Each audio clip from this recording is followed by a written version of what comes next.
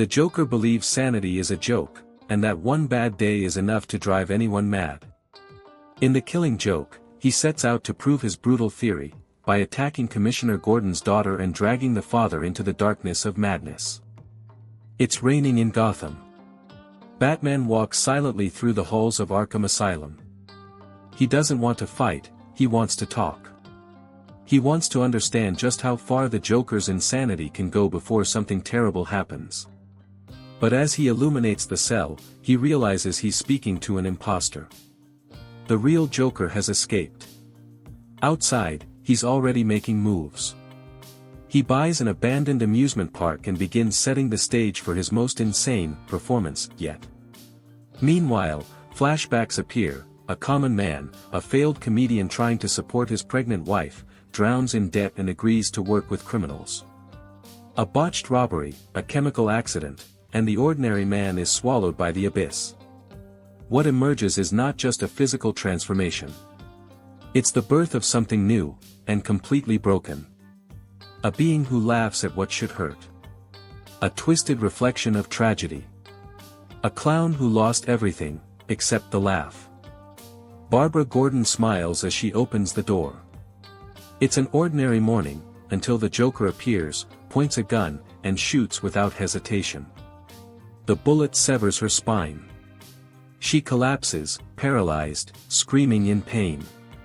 The Joker takes photos of her wounded, unconscious, and bleeding, slowly, as if each click were part of a performance. Then he kidnaps her father, Commissioner Gordon. The plan isn't just physical pain. It's to prove a theory. All it takes is one bad day to break the mind.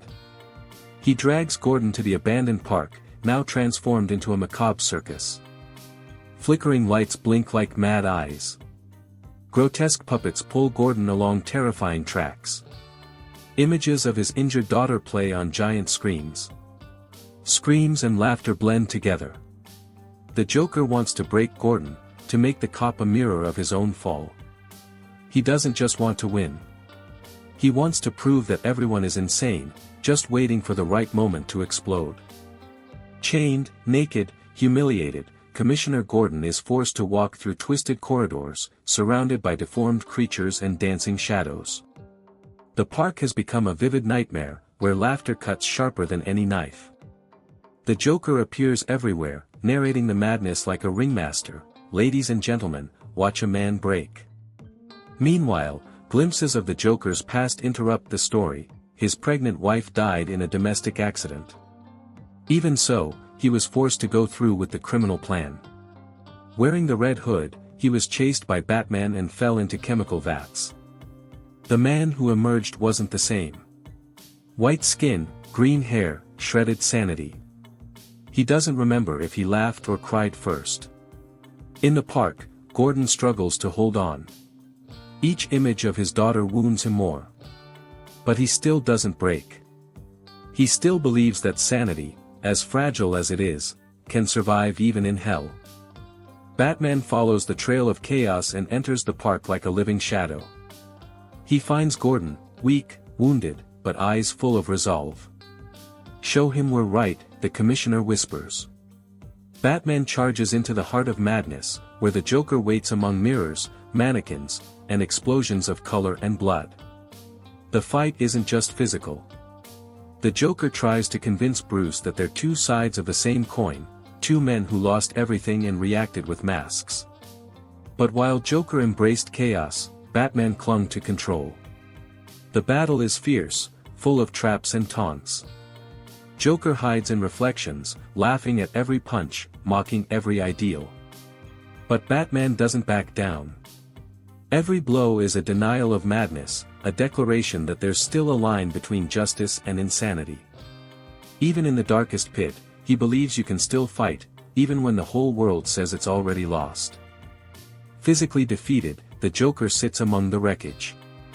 He doesn't run. He doesn't cry. He just tells a joke. About two lunatics escaping an asylum. One crosses over to the next rooftop, but the other is afraid. The first says, "I'll shine my flashlight across, and you walk over the beam." The other replies, "Do you think I'm crazy?" you'll turn it off halfway through. The joke is absurd. Tasteless. But Batman laughs. A short, dry laugh that slices through the silence.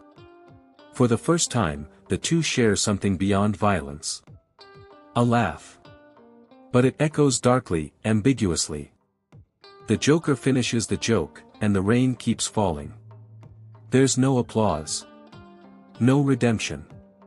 Just the muffled sound of two laughs in the darkness. And one final silent panel. Some say, in that moment, Batman may have broken his code. Others, that he forgave.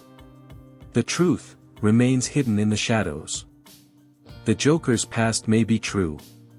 Or maybe not. He himself admits he prefers his origin to be multiple choice. Perhaps he was a comedian. Perhaps a father. Perhaps just a monster from the start.